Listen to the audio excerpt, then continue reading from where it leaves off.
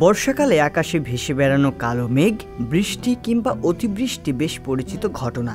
এর সাথে থাকে একের পর এক বজ্রপাতের ঘটনাও। সাম্প্রতিক বাংলাদেশে বজ্রপাতের ঘটনা বেড়েছে কয়েক গুণ, সেই সাথে বেড়েছে প্রাণহানির ঘটনাও। বিগত বছরগুলোর চেয়ে বজ্রপাতের পরিমাণ বেড়ে যাওয়ায় একদিকে যেমন তৈরি হয়েছে দুশ্চিন্তা, তেমনি ঝড় বৃষ্টির সময় বজ্রপাতের কারণে ভোগান্তি বেড়ে হয় দ্বিগুণ। তবে আমাদের কাছে বজ্রপাতের এমন সংখ্যাকে খুব বেশি মনে হলেও পৃথিবীতে এমন জায়গা আছে যেখানে প্রতি বছর প্রতি বর্গ কিলোমিটার এলাকার ওপরে গড়ে 233টি বজ্রপাত হয়। চলুন জেনে নেই বজ্রপাতের হটস্পট নামে পরিচিত সেই জায়গা সম্পর্কে কিছু তথ্য। আফ্রিকার যুক্তরাষ্ট্রের ফ্লোরিডাকে সবচেয়ে বেশি বজ্রপাত প্রবণ এলাকা হিসেবে ধরা হলেও এসব স্থানকে পেছনে ফেলে প্রথম স্থান দখল করেছে ভেনেজুয়েলার মারাকাইবো হ্রদ। আমেরিকান মেটেরোলজিক্যাল সোসাইটির জার্নালে প্রকাশিত মার্কিন মহাকাশ গবেষণা সংস্থা নাসার এক গবেষণায় এমন তথ্যই উঠে এসেছে।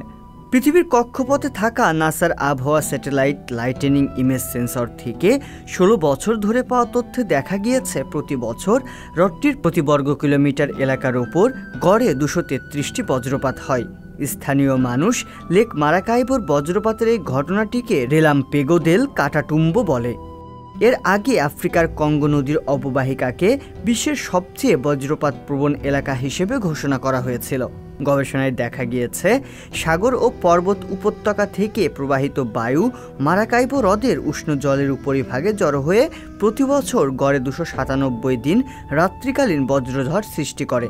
বিভিন্ন প্রতিবন্ধকতা থাকা সত্ত্বেও ধারাবাহিকভাবে সৃষ্টি হওয়া এসব বজ্রঝড় সারা বছর প্রায় একই এলাকাকে কেন্দ্র করে আবর্তিত হয়। এ কারণে এলাকাটিতে বজ্রপাতের ঘনত্ব এত বেশি।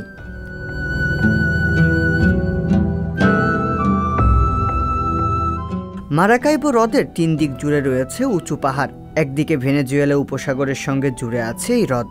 বিজ্ঞানীরা জানান এই ভূপ্রাকৃতিক অবস্থান ঘন ঘন বজ্রপাতের অন্যতম কারণ।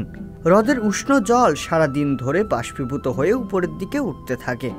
উপরে ঠান্ডা বাতাসের সংস্পর্শে তৈরি হয় ঘন কিউমুলোনিম্বাস মেঘ। পাহাড়ে ধাক্কা খেয়ে যা বৃষ্টিপাত ঘটায়, সঙ্গে মেঘে মেঘে ঘর্ষণে হয় বজ্রপাত। মারাকাইবো হ্রদের জল উষ্ণ থাকার কারণ ক্যারিবিয়ান সাগর, সেখান থেকে উষ্ণ জল পৌঁছায় হ্রদে, যা বজ্রপাতের অনুকূল পরিস্থিতি তৈরি করেছে। তবে মহাদেশগত বজ্রপাতের হিসাবে আফ্রিকা মহাদেশ এখনও বিশ্বের বজ্রপাতের হটস্পট হয়ে আছে। আফ্রিকার পরে যথাক্রমে আছে এশিয়া, দক্ষিণ আমেরিকা, উত্তর আমেরিকা ও অস্ট্রেলিয়া। রিয়াজুল ইসলাম, সংবাদ প্রকাশ।